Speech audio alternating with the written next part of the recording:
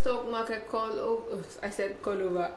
The market update or report rather, not update. Yeah, it's market report. Yes. The market report for Wednesday, the 18th August 2021. I'm Mr. Charles here with me in the studio, as well as we'll take some reports concerning some companies. Yeah, so that have pay seen their numbers. attention. But it's the studio is looking so beautiful, and I can see that my two co-presenters are also looking their best. I can see an array of colors, and I hope that's how. In fact, the day has been very bright today, and everything has been so fine. So Esther, this color is so fine. Like I told you the last time, you were advising me on the type of fashion, type of dress to put on, so that when our listeners or our viewers, on our social media platform, when they see it, they will know that yes, we're really in business. What do you say? Friends, you're not looking bad. You're dressed well and you're looking good. Okay, that's good. So Gina, what are you going to say? Of course, no. Mr. Charles is always, it's not like me, I'm always on jeans and t-shirt. No, but you can't be talking business and you are looking too casual. But anyway, we know that these days the millennials, they have gone beyond that. Okay, it is the time for the stock market report, like Gina have said, for Wednesday, 18th August 2021. Like I will always say, each day in the market, you don't know what to expect until the closing gong is sounded. So as of today, it was a real issue between the bears and the bulls. There were frequent buying and selling. The mandates were coming from different stockbrokers, buy, sell, cross deal, negotiated deal, and it was all going on when the closing gong sounded at about 2:30 precisely. It was obvious the bears have taken control of the market today. So the ASI lost 0.01% to close at 39,545.67 basis points. As you always recall, the ASI is all share index that measures the performance of the market as a whole. At the close of business today, the total volume that the exchange hands was 132 million units of shares, valued at about 2.67 billion naira in over 3,000 deals. Moving on straight to the sectoral performances, NGX 30, which is that index that measures the performances of the 30 most capitalized and liquid equity on the NGX platform, also closed in the negative territory, losing 0.01%. The insurance sector was also negative, losing 0.87%. However, the banking sector, industrial sector, oil and gas sector, and the consumer goods sector all closed in the positive territory, gaining 0.08%, 0.04%, 0.04%, 0.12% respectively. Now let's look at what happens at the gainers and the losers chart. Starting with the gainers chart today, topping that chart is Fabadeco, which added 10% to close at 1.43 naira. Closely following Fabadeco is BOC Gas, which added 9.78% to close at 10 naira 10 kobo. We also have Honeywell Flour making that list, adding 9.72% to close at 2 naira 71 kobo. Courtville, the business solution people, added 8% to close at 37 kobo. We also have ABC Transport on the list, adding 6.06% to close at 35 kobo. We also have Access Bank on that list. Investors should take note of Honeywell Flour. You can see that it has been on the rise since last week. So if you have done your work very well and you have been monitoring how the market is, then you can see that people have gotten value in Honeywell Flour. Moving on straight to the decliners, the losers chart. Topping that chart today is Square, losing 9.66% to close at 1 naira 59 kobo. We also have Prestige, losing 8.33% to close at 44 kobo.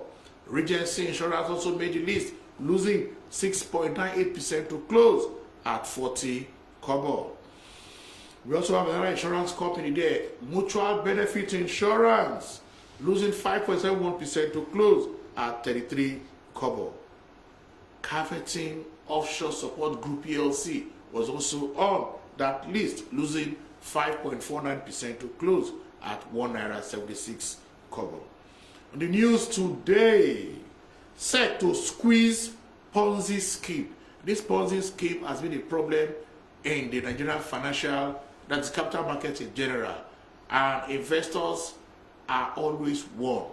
Before you go into any investment, make sure you do your due diligence, and it is really affecting the investors' confidence in the financial system as a whole. So operators, you should always educate your client so that they know a scheme that is not registered, and of course because the kind of returns they promise they will be investors is very attractive, and that is why we continue to see that these schemes are still flourishing.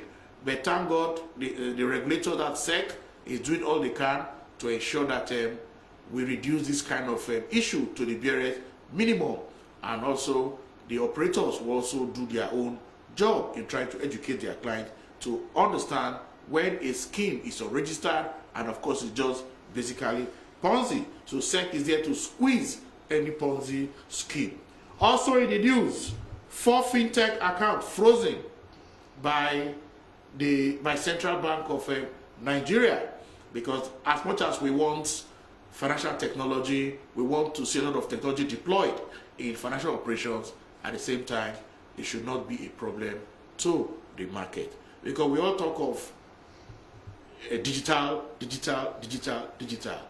but we are seeing these cases of cyber attack.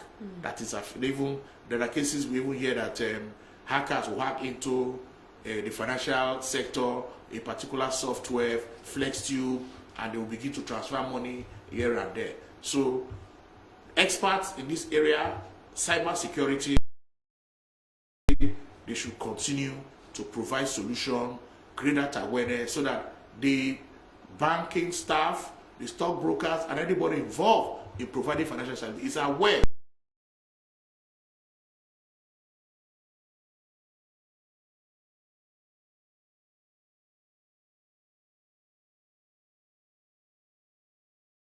there will be a retail investor seminar coming up on the 31st of this month, so investors should keep that in their diary so that you understand what is it to invest in Sukuk and green bond. It's going to be very, very exciting.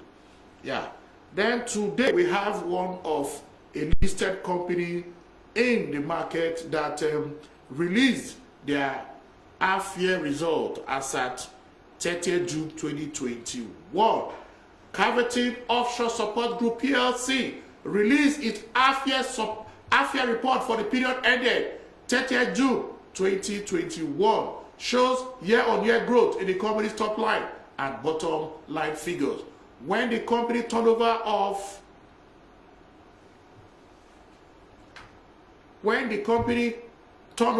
18 billion naira was reported for the 6-month period, up by 12.38% from 16.079 billion reported the previous year. So we can see an increase of 12.38%.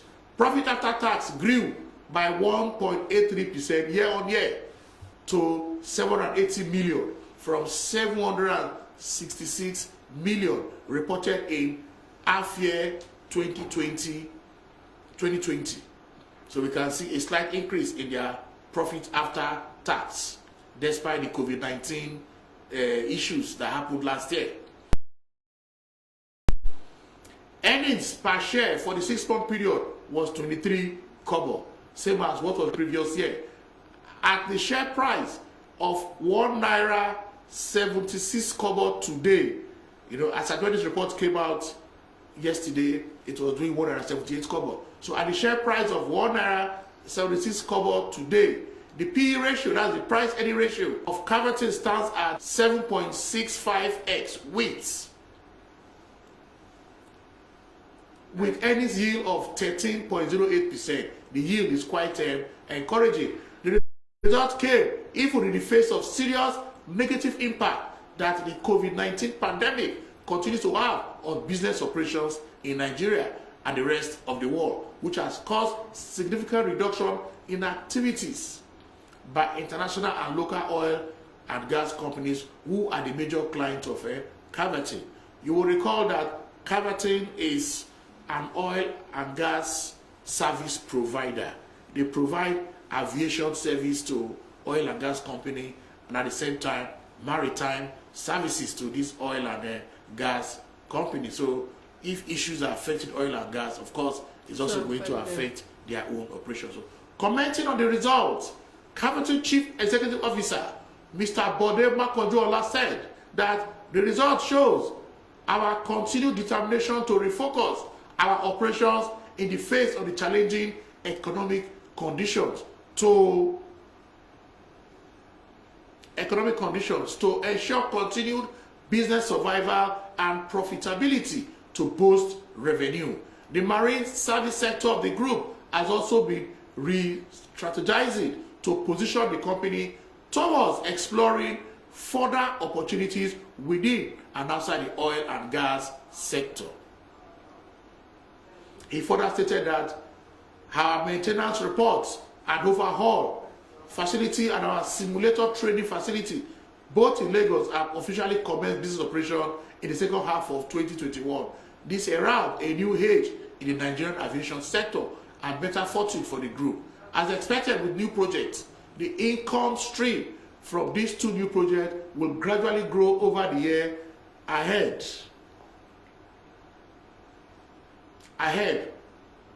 So let's now look at some of the profitability ratios. The gross margin is 35.23%. That is 2021, while in 2020 is 34.95% in 2020. The EBITDA margin is 21%, 23% in 2020. Net profit margin is 4.32% 2021, 4.76% in 2020, while the EBIT interest expense 1.58% compared to 2.03% in 2020.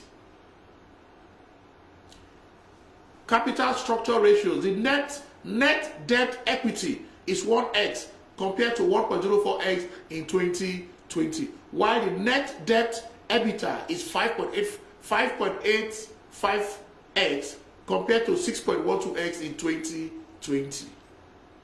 Long-term debt total capitalization is 0.59x compared to 0.42x in 2020. Asset turnover 0.23x compared to 0.24x in 2020. EBIT capital employed is 12, 15 in 2020. Caverton has a young and growing fleet of vessels and aircraft operating out of 9 locations. The company has an impressive oil and gas client base, which include Shell, Total, ExxonMobil, NNPC, and Chevron, of course, among many others. So you can see these numbers came to the market, and investors are advised to begin to talk to their stockbrokers and see whether they can partake in some of these benefits of Caverton Support Group, because we believe it is a company of the future where investors can begin to look at it. But of course, after you have been consulting with your financial advisor, your stockbroker, or any other professional that you have been talking to before you can take your own informed decision. Thank you. All right, that wraps up the report for today. We'll go for a quick break. I'm going to the Investors Education Series, and it's a continuation of our topic on wealthy or poor money mindset or wealthy or poor money belief. A quick break and I'll be back.